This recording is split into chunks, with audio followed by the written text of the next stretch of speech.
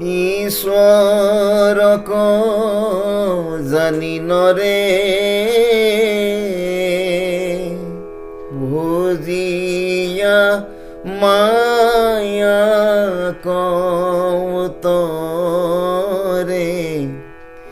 সিংহ যেন ভ্ৰমন্ত নিৰ্ভয়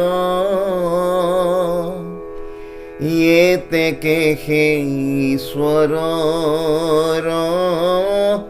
নামনৰ সিংহ ভৈল মহাজন সকলে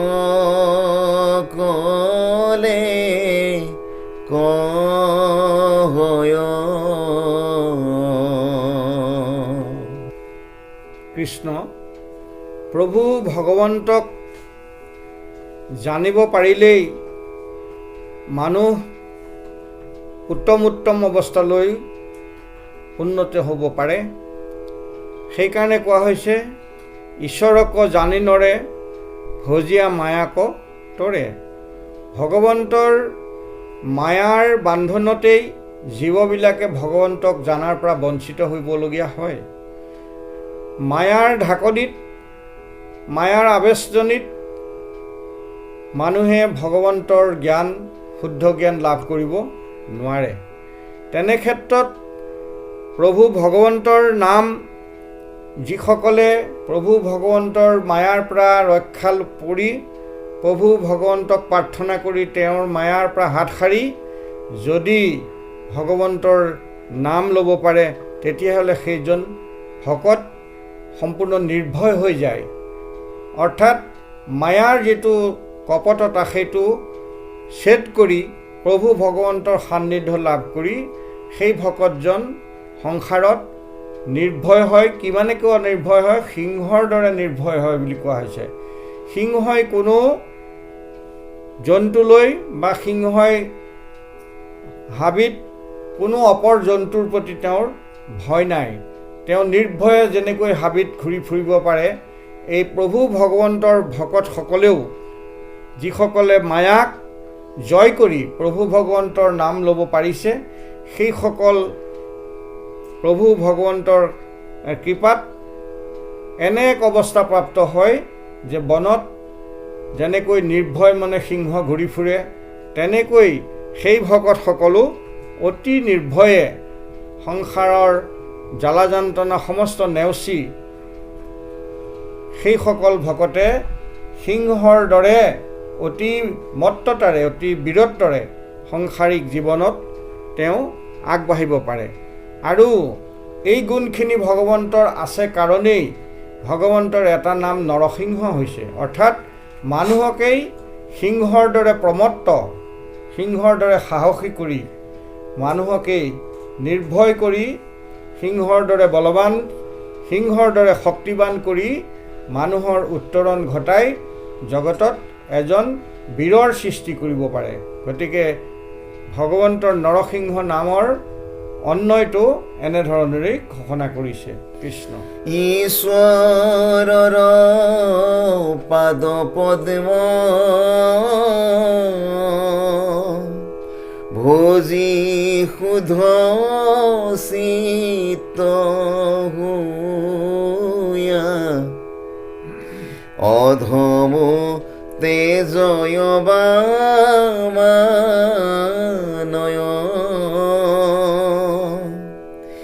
এহি হেতু তেখে থাকি নিৰন্তৰে মহাজনে ঈশ্বৰক বামন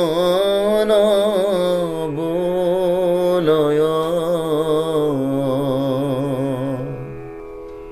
বামানয় শাস্ত্ৰ কথাটো ইয়াত আহিছে। ভগৱন্তৰ বামন নামৰ যিটো অন্যয় সেইটো কেনেকৈ হৈছে যে যিবিলাক শাস্ত্ৰত ভগৱন্তৰ নামৰ মহিমা ব্যক্ত হোৱা নাই, যিবিলাক শাস্ত্ৰত ভগৱন্তক স্বীকাৰ কৰা নাই, সেই শাস্ত্ৰবিলাকক বামানয় শাস্ত্ৰ বুলি কোৱা হৈছে। অৰ্থাৎ বামানয় শব্দটোৱে ভগৱন্ত বিৰোধী বিভিন্ন শাস্ত্ৰক বুজাইছে আৰু বামানয় পন্থটোক ভগৱন্ত ঈশ্বৰ বিৰোধী দৈত্য শাস্ত্ৰবিলাকক বুজাইছে। অৰ্থাৎ দৈত্যসকলে ভগৱন্তৰ অস্তিত্ব স্বীকাৰ নকৰে আৰু দৈত্যসকলে ভগৱন্তৰ বশ্যতা স্বীকাৰ নকৰে, সদায় ভগৱন্তৰ বিৰোধী কাৰ্যত ব্যস্ত থাকে। গতিকে যিসকলে এই বামানয় শাস্ত্ৰ অধ্যয়ন কৰে সেইসকলে ভগৱন্তক একান্ত বশ্যতা স্বীকাৰ নকৰি তেওঁলোক বিপথে পৰিচালিত হয়। গতিকে যিসকলে ভগৱন্তক একান্তভাৱে ভক্তি কৰি ভগৱন্তৰ কৃপা লাভ কৰে সেইসকলকেই ভগৱন্তই কৃপা কৰে। গতিকে বামন শব্দটো বা বামন নামৰ যিটো অন্বয়, এই অন্বয়টো কৰিবলৈ যাওঁতে বামানয় শাস্ত্ৰৰ বিপৰীতে অৰ্থাৎ ভগৱন্তমুখী কাৰ্য সম্পাদন কৰাৰ বাবে ভগৱন্তৰ এটি নাম হৈছে বামন। আৰু এই বামন নামৰ অন্বয়েৰে ভগৱন্তই বলিক চলনা কৰিবলৈ সক্ষম হৈছিল। অৰ্থাৎ দৈত্যৰ যিটো বৃত্তি, বলি আছিল দৈত্যবিলাকৰ ৰজা। গতিকে বলিক চলনা কৰিবলৈ এই বামানয় শাস্ত্ৰৰ মতবিলাক সম্পূৰ্ণ নাকচ কৰিবলৈ বামন অৱতাৰ ধাৰণ কৰি ভগৱন্তই বামনক বলিক চলনা কৰিছিল আৰু বলিক চলনা কৰি ভগৱন্তই পাতাললৈ পঠিয়াইছিল। গতিকে ভগৱন্তৰ এই অন্বয় বা ভগৱন্তৰ এই অৱতাৰ বামন অৱতাৰ বুলি কোৱা হৈছে। কীৰ্তনত চতুৰ্বিংশতি অৱতাৰত এই বামন অৱতাৰৰ কথাটো লিখা হৈছে। বামন স্বৰূপে অদিতিৰ বাক্য পালি বলিক নিকালি বুলি কোৱা হৈছে। এয়া বামন অৱতাৰৰ কথা বা বামন নামৰ অন্বয় মহাপুৰুষ মাধৱদেৱে এই ঘোষাফাঁকি যোগেদি ব্যক্ত কৰিছে। মুখ আদি কৰি সুখ ঈশ্বৰ সেৱাৰ জানা অনু একো নুহি সৰ এহি হেতু মহাজনে জানিবা পৰমানন্দে নাম ধৰি আসনত ঈশ্বৰ। এই ফাঁকি ঘোষাত পৰমানন্দ নাম, ভগৱন্তৰ নাম এক পৰমানন্দ। পৰমানন্দ নাম ভগৱন্তৰ কেনেধৰণেৰে অন্বয় হৈছে, কিয় হৈছে, তাৰ কাৰণটো দেখুৱাবলৈ যাওঁতে 5 বিধ মুকুতিৰ কথা ইতিমধ্যে আমাৰ ঘোষাত ব্যক্ত হৈছে। যে মুখ্য হৈছে এক প্ৰকাৰ মুকুতি। এই মুখ্য লাভ কৰাটোৱে এটা ভকতিৰ এটা চূড়ান্ত মুক্তিৰ পথ, ইয়াক মুখ্য বুলি কোৱা যায়। গতিকে এই পথ যি লাভ কৰিছে, এই পথত যি উত্তীৰ্ণ হৈছে সেইজনে মুকুতি সুখ লাভ কৰিছে। কিন্তু ঈশ্বৰ সেৱাৰ কাৰণে এই মুকুতি পথো সৰ্বোচ্চ শ্ৰেষ্ঠ নহয়। সেইকাৰণে মহাপুৰুষ মাধৱদেৱে মুক্তিটো নিস্পৃহ যিটো সেহি ভকতক দম বুলি কৈছে। অৰ্থাৎ মুকুতি লাভ কৰা ভকতজনকো মহাপুৰুষ মাধৱদেৱে শ্ৰেষ্ঠ ভকত বুলি কোৱা নাই। মুক্তিটো নিস্পৃহ যিজনে মুক্তিও নিবিচাৰে সেহি ভকতক নমো, সেইজন ভকতকহে নমস্কাৰ কৰিছে। ৰসময় মাগহু ভকতি, আৰু কি ভক্তি বিচাৰিছে, যি ভক্তিত ৰস আছে। অৰ্থাৎ মুক্তিত ৰস নাই, সেইকাৰণে মুক্তি বিচৰা ভকতক মহাপ্ৰভু মাধৱদেৱে নমস্কাৰ প্ৰথমতে নাই কৰা। কোনজনক কৰিছে? ৰসময় মাগহু ভকতি। এতিয়া সেই ৰসৰ কথা ইয়াত আহিছে। ঈশ্বৰক সেৱাৰ জানা অনু একো নুই সমসৰ।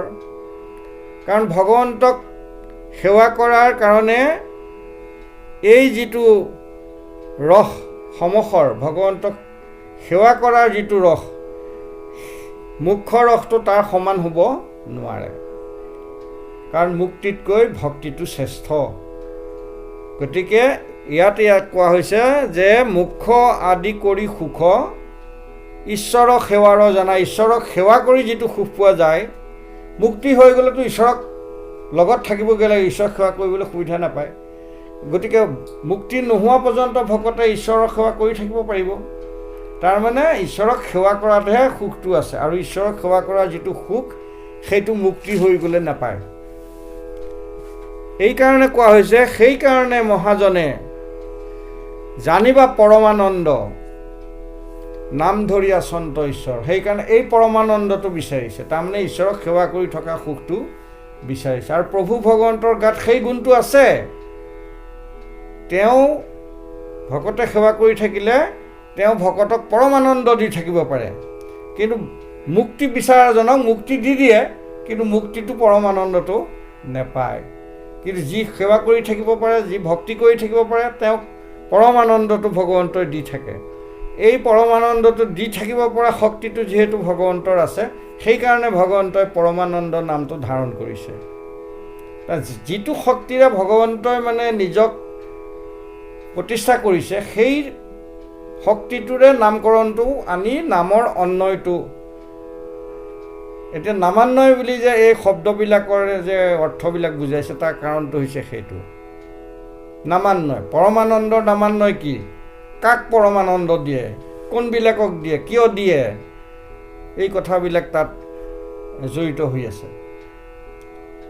প্ৰতিটো ঘোষাত আমাৰ এটা বা দুটা ভগৱন্তৰ নামৰ যিটো অন্বয় মহিমা প্ৰকাশ কৰিছে, সেই গুণটো মানে ভগৱন্তৰ নিজৰ আছে কাৰণে তেওঁ সেই নামটো লৈছে।